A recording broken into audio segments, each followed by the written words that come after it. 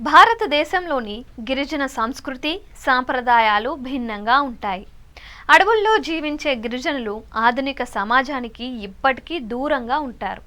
వారు జరుపుకునే పండుగలు, చేసే పూజలు వేరేగా ఉంటాయి. ఇక పెళ్లిళ్ళు, సహజీవనం కూడా భిన్నంగా ఉంటుంది. కొన్ని తెగల్లో బహుభార్యత్వం అమలులో ఉంది.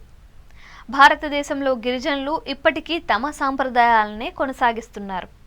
సాంకేతిక పరిజ్ఞానం అందుబాటులోకి వచ్చినా తమ సంస్కృతి సాంప్రదాయాలను ఇప్పటికీ పాటిస్తున్నారు, భవిష్యత్ తరాలకు అందిస్తున్నారు.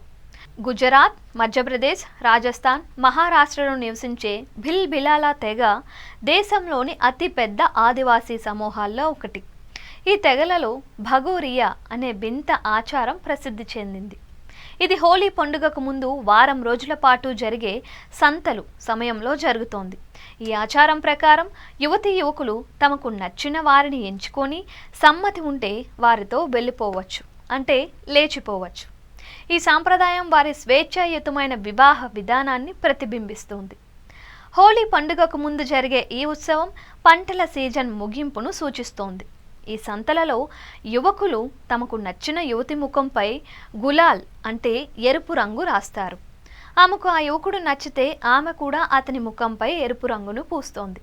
ఒకవేళ నచ్చకపోతే ఆమె ఆ రంగుని తుడిచేస్తోంది. దీనితో ఆ ప్రతిపాదన తిరస్కరించబడుతోంది.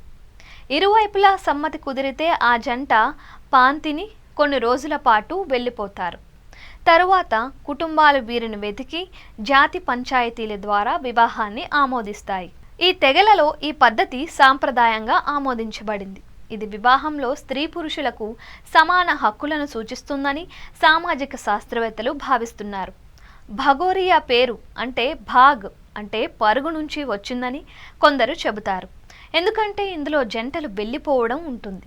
మరికొందరు దీన్ని భగోర్ అనే గ్రామంతో లేదా భగ్ గౌరీ అంటే శివ పార్వతులు అనే పేర్లతో ముడిపడి ఉందని అంటారు.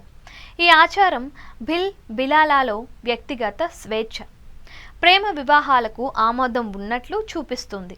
ఈ ఆచారం ఇప్పటికీ కొనసాగుతున్నప్పటికీ విద్య, ఆధునికత ప్రభావంతో ఈ సాంప్రదాయం కొంతమేర తగ్గుముఖం పడుతోంది.